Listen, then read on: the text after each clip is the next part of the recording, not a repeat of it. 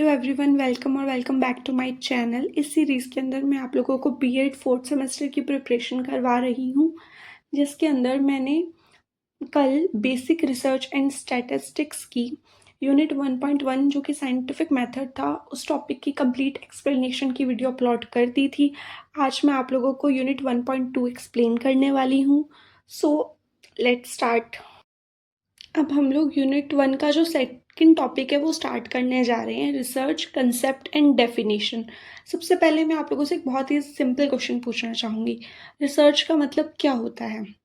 अगर हम लोग वर्ड रिसर्च को लेके चलें तो वो दो वर्ड से मिलकर बना है, री प्लस सर्च।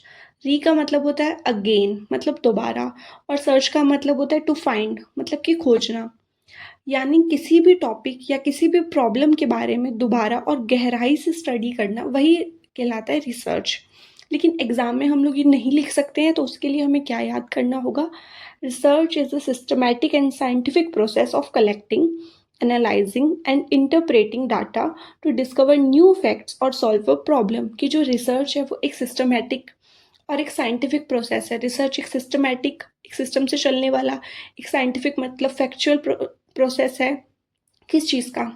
डाटा को कलेक्ट करना, उस डाटा को अच्छे से एनालाइज करना, मतलब जांचना, उसकी जांच पड़ताल करना, टू डिस्कवर न्यू फैक्ट्स, नए नए फैक्ट्स को डिस्कवर करने के लिए, और जो हमें प्रॉब्लम मिली है उस प्रॉब्लम को सॉल्व करने के लिए।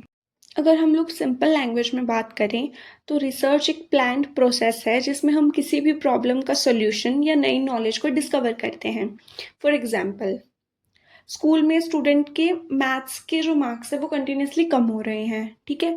टीचर्स, अब जो टीचर्स हैं या टीचर आके ये नहीं बोल सकता है कि नहीं, जो स्टूडेंट्स हैं वो पढ़ ही नहीं रहे हैं। वो सबसे पहले रिसर्च करेगा, सबसे पहले वो स्टूडेंट से बात करेगा, पेरेंट्स से फीडबैक लेगा, टेस्ट करवा के देखेगा, फिर सारे डाटा को कलेक्ट करेगा, फिर उसको एनालाइज करेगा। उसके बाद उसको पता चलेगा, उसके बाद वो किसी कंक्लूजन पे पहुंचेगा कि एक्चुअल प्रॉब्लम है क्या। यही चीज़ होती है रिसर्च। अब हम लोग बात करते हैं रिसर्च के ऑब्जेक्टिव्स पे, ऑब्जेक्टिव्स ऑफ रिसर्च। सबसे पहला ऑब्जेक्टिव क्या है? To gain knowledge and understanding. हम नॉलेज इकट्ठा करने के लिए या फिर किसी भी चीज़ को समझने के लिए रिसर्च का यूज़ करते हैं। फिर आता है टू टेस्ट और बिल्ड थ्योरीज। हमने जो थ्योरीज पहले से बनी आई हुई है, हमें उनका टेस्ट करना होता है। उनकी टेस्ट करने के लिए हम लोग रिसर्च का यूज़ करते हैं, और नई नई थ्योरीज बनाने के लिए, मान लो पहले से कोई थ्योरी चली आ रही है, हमने उसका टेस्ट किया, हमें वो सही नहीं लगी, तो उसके बाद हम नई नई थ्योरी बनाएंगे, उसके लिए भी हमें इस चीज़ का यूज़ करना पड़ेगा। फिर आता है to improve policies and practices.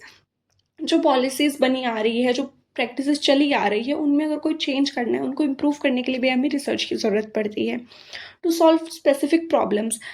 मान लो स्कूल के अंदर कोई भी प्रॉब्लम आ गई, किसी की पढ़ने से रिलेटेड, स्कूल मैनेजमेंट में बच्चों के बैठने के सिस्टम, किसी भी चीज़ से रिलेटेड, तो हमें उन जो भी प्रॉब्लम होगी उसका हमें रिसर्च करना होगा, डाटा कलेक्ट करना होगा, डाटा एनालाइज करना होगा, फिर हमें सॉल्यूशन पे पहुंचना होगा। तो ये सब ऑब्जेक्टिव होते हैं रिसर्च के।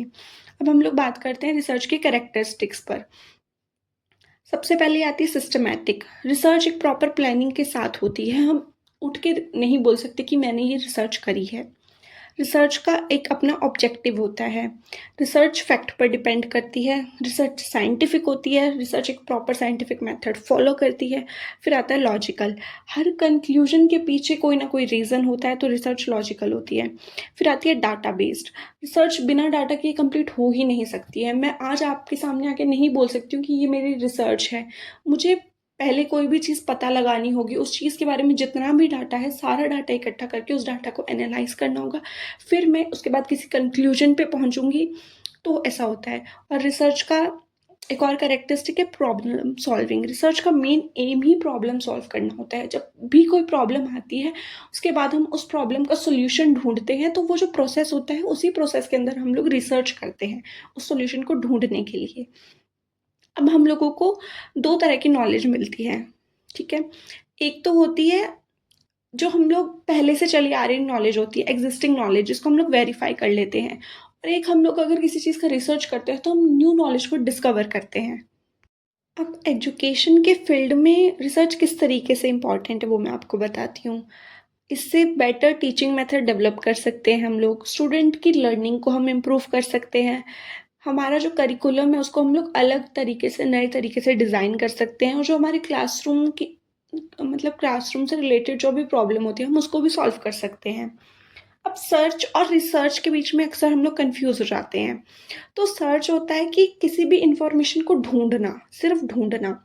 रिसर्च होता है कि साइंटिफिक वे में इन्फॉर्मेशन को कलेक्ट करना, उसको एनालाइज़ करना और फिर किसी कंक्लूजन पे पहुँचना।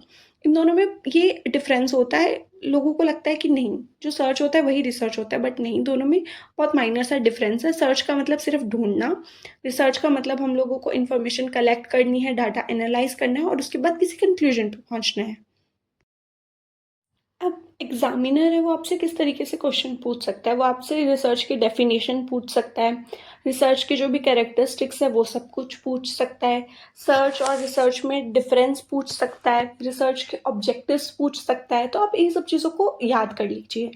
और मान लीजिए रिसर्च के ऊपर कोई बड़ा क्वेश्चन आता है और आपको डायरेक्टली नहीं पता है कि क्वेश्चन में क्या करना है, बट आपको ऑब्जेक्टिव्स, उसकी कैरेक्टरिस्टिक्स, उसकी डेफिनेशन, उसके बारे में सब चीज़ें पता है, तो आप सब चीज़ें मिला के भी लिख देते हैं। अगर उसमें अच्छे से आंसर राइट करते हैं तो आपको अच्छे नंबर मिल जाएंगे। ऐसा नहीं है आपको एम्प्टी तो छोड़ के ही नहीं आना है पेपर, पेपर में आपको एकदम अच्छे से लिख के आना है।